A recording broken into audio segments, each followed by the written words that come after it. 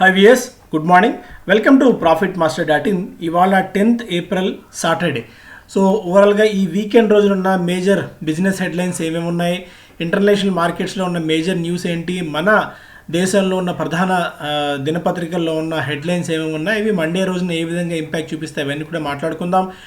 యుఎస్లో American markets especially Dow Jones ఒక 300 పాయింట్ల మేర లాభాన్ని నమోదు చేసింది, రికార్డ్ హై స్థాయికి చేరుకుంది. అండ్ ఈ వారంలోనే దాదాపు 2% వరకు లాభాలను డౌజోన్స్ నమోదు చేయడం చూసాం. S&P 500 కూడా మంచి లాభాలను నమోదు చేసి రికార్డు స్థాయికి చేరుకుంది. నాస్డాక్ కూడా 0.5% మేర లాభాల్లో క్లోజ్ కావడం మనం చూసాం.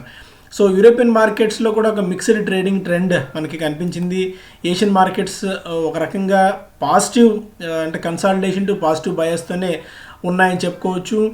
ఆయిల్, క్రూడ్ ఆయిల్ చూస్తే మనకి బ్రెంట్ క్రూడ్ ఒక $63 దగ్గర ఆల్మోస్ట్ ట్రేడ్ అవుతూ వస్తుంది. గోల్డ్ ఒక $15 తగ్గి $1745 దగ్గర ట్రేడ్ అవుతుంది. మేబీ కొద్దిగా గోల్డ్లో వీక్నెస్ అయితే ఉంది. Bond yields 10-year bond yields 1.662% దగ్గర యాజ్ ఆఫ్ నో కొనసాగుతున్నాయి. క్రిప్టో కరెన్సీలో బిట్ కాయిన్ $730 పెరిగి 59,000 మార్కి దగ్గర ఉంటే, ఎథీరియం 3.5%, లైట్ కాయిన్ ఒక 1% మేర లాభాలతో ప్రస్తుతం కనిపిస్తున్నాయి. So China slaps Alibaba with $2.8 billion fine in anti monopoly probe. So అలీబాబాను చైనా టార్గెట్ చేసిన సంగతి మనందరికీ తెలిసిందే. గత కొద్ది కాలం నుంచి అలీబాబా మీద విమర్శలు చేయడంతో పాటు సాధ్యమైనంతవరకు జాక్మాను టార్గెట్ చేసే ప్రయత్నం చేస్తుంది. అందులో భాగంగా యాంటీ మొనోపొలీ ప్రోబ్ ఒకటి పెట్టి $2.8 బిలియన్ పన్ను దాన్ని ఫైన్ అనుకోవచ్చు. ఈ ఫైన్ని విధించింది అలీబాబా మీద. సో అదొక మేజర్ న్యూస్. సో ప్రభుత్వంతో పెట్టుకుంటే ప్రభుత్వం మీద వ్యతిరేకమైన వ్యాఖ్యలు చేసినట్టయితే ఎలాంటి ఇబ్బందికర పరిణామాలను ఎదుర్కోవాల్సి వస్తుందో చైనా మరొకసారి రుజువు చేసింది. తమ నియంతృత్వ ధోరణిని, పోకడను ప్రపంచానికి చాటి చెప్తూనే ఉంది. And white house set to host Google Intel CEOs to discuss computer chip supply chain. So computer chip shortage ప్రపంచవ్యాప్తంగా ఉంది. దీన్ని అడ్రస్ చేసేందుకు వైట్ హౌస్ గూగుల్తో అలాగే ఇంటెల్ CEOsతో భేటీ కాబోతోంది. ఇదొక మేజర్ అంశంగా ఉంది ఇంటర్నేషనల్ మార్కెట్స్లో. Other than that major news మనకి ఎక్కడ కనిపించట్లేదు ఇంకా. అండ్ మన మార్కెట్స్ విషయానికి వచ్చినట్టయితే ఎకనామిక్ టైమ్స్ ఫస్ట్ పేజ్లో now consumer goods companies face labour exodus. So ఇప్పుడు ఈ లేబర్ ఎక్సోడస్ ఒకటి, and Maharashtra mulling full lockdown for at least a week.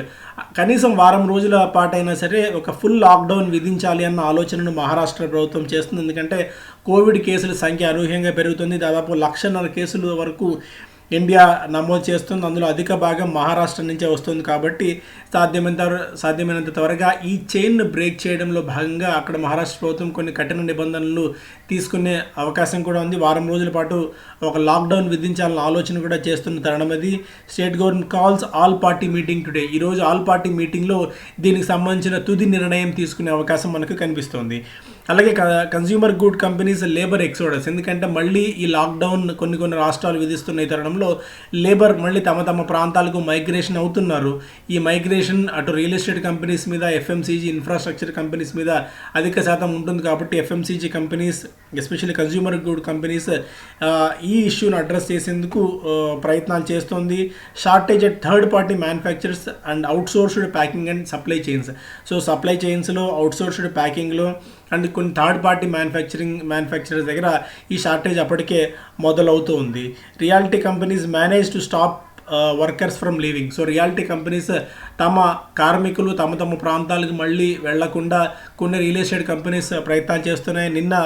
మొన్న మహాసిమెంట్ ఈ మై హోమ్ కన్స్ట్రక్షన్స్ యాజమాన్యంతో కూడా భేటీ అయినప్పుడు ఈ కోవిడ్ సిచ్యుయేషన్, లాక్డౌన్ గురించి వాళ్ళతో ప్రస్తావించినప్పుడు ఇదే అంశాన్ని చెప్తున్నారు. సో ఇంతవరకు తెలంగాణలో అంత సివియారిటీ లేదు, బట్ గతంలో ఆ సివియారిటీ ఉంది. మళ్ళీ అలాంటి సివియారిటీ లేకుండా ఉండేందుకు ప్రయత్నాలు చేస్తున్నాము. లేబర్కి సాధ్యమైనంత సౌకర్యాలు కల్పించి వాళ్ళు మళ్ళీ తమ ప్రాంతాలకు వెళ్లకుండా ప్రయత్నాలు చేస్తున్నామని చెప్పి మై హోమ్ యాజమాన్యం కూడా చెప్పిన ఈ తరుణంలో సో రియాలిటీ కంపెనీస్ గత అనుభవాలను దృష్టిలో పెట్టుకుని మళ్ళీ అలాంటి సిచ్యుయేషన్ ఎదుర్కోకుండా ప్రయత్నాలు అయితే చేస్తున్నాయి. టీకా Utsav, NDA states gear up abortions hesitant.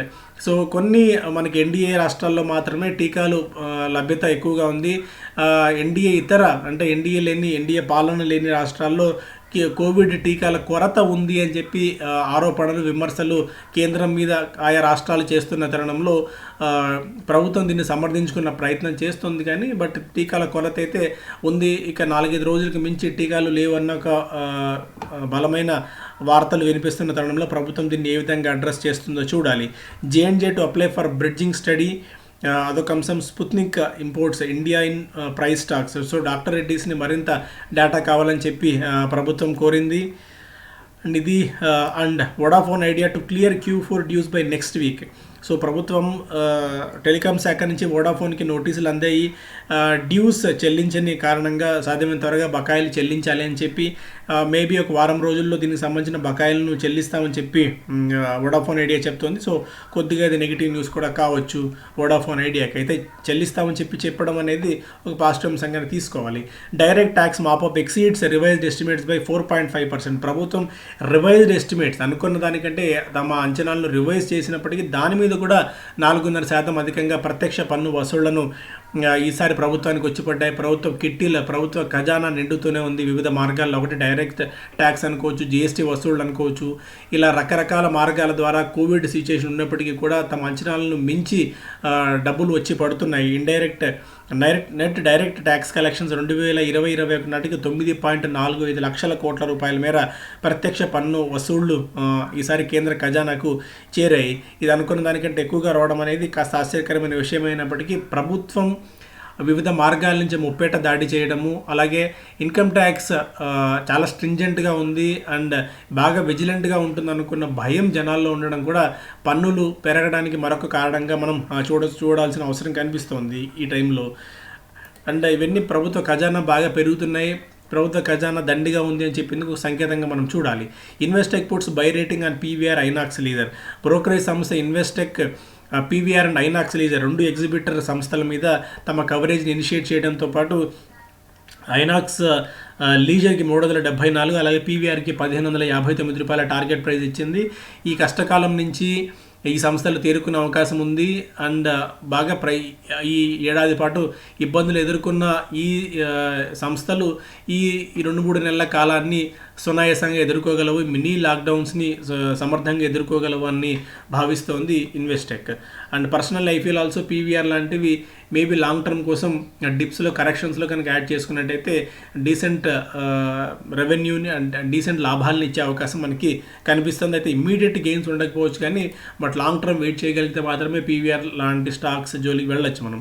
Big traders ramp up derivatives bets on SAIL.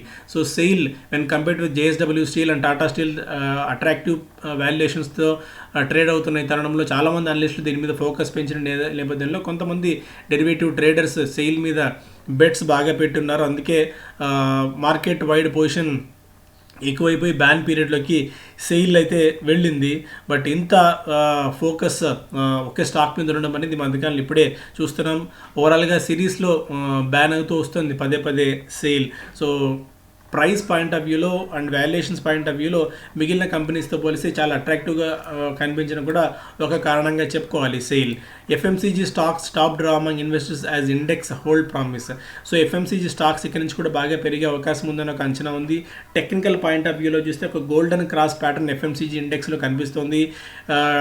FMCG index where 20 DMA is breaking above the 50 DMA. 50 DMA పైన 20 DMA ఉండడం ఒక గోల్డెన్ క్రాస్ ఓవర్గా మనం చూస్తాం టెక్నికల్ పరిభాషలో.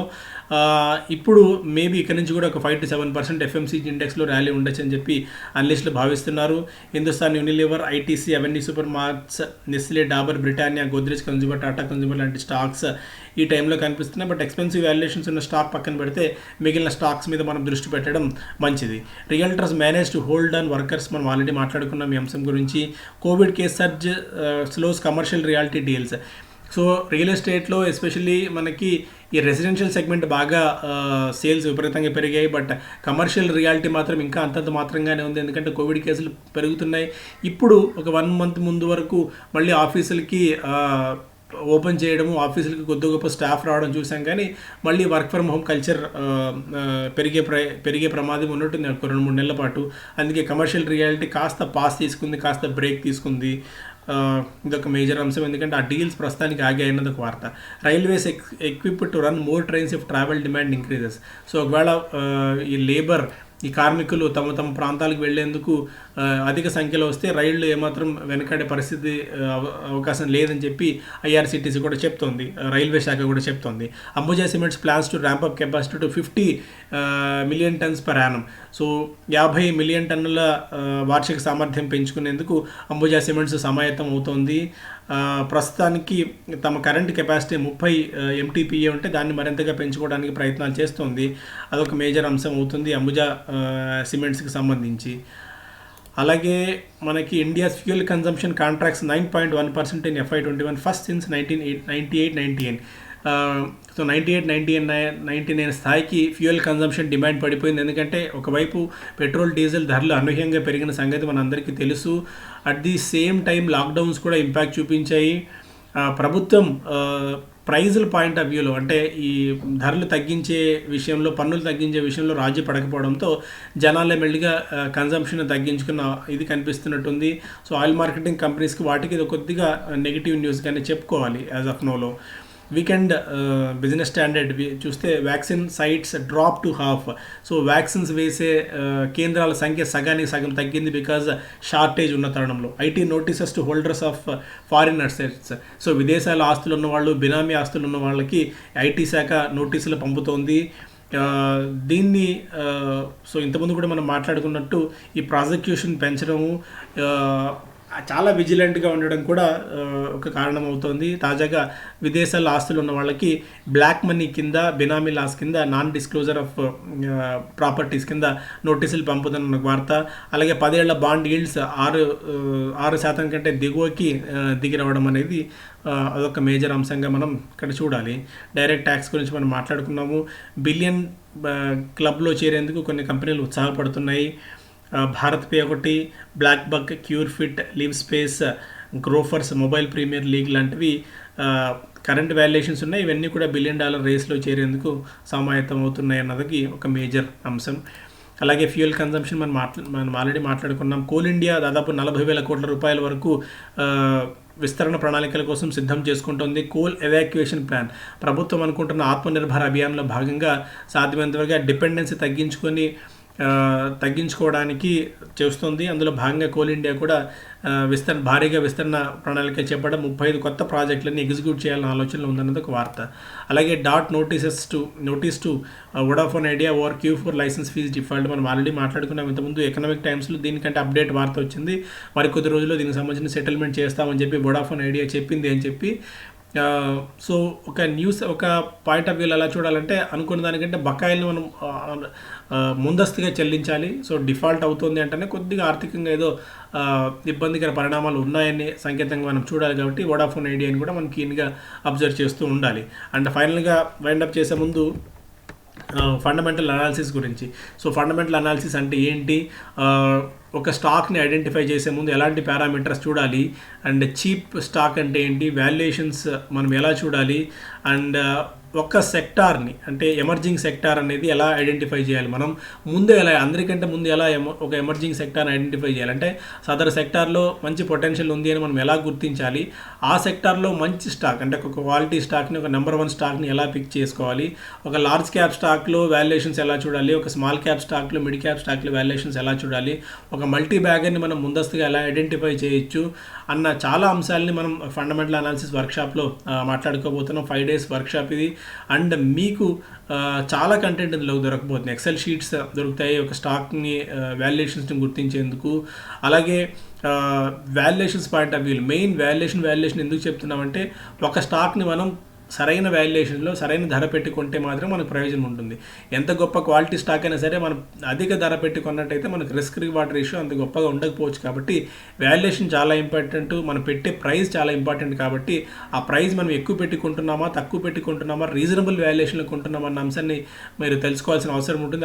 దానికి సంబంధించిన డీటెయిల్స్ అన్నీ కూడా మీకు ప్రాఫిట్ మాస్టర్ నిర్వహిస్తున్న ఫండమెంటల్ అనాలిసిస్ వర్క్షాప్లో తెలుసుకోవచ్చు. ప్రాక్టికల్ రీసెర్చ్ బేస్డ్ అప్రోచ్తో ఈ క్లాసులు ఉంటాయి కాబట్టి రెగ్యులర్గా రొటీన్ రొటీన్గా పిఈ అంటే ఏంటి, ఆర్ఓఈ అంటే ఏంటి, ఆర్ఓసి అంటే ఏంటి, నెట్లో ఎక్కడ ఇన్వెస్టోపీడియాలో ఎక్కడ టైప్ చేసిన దొరుకుతాయి.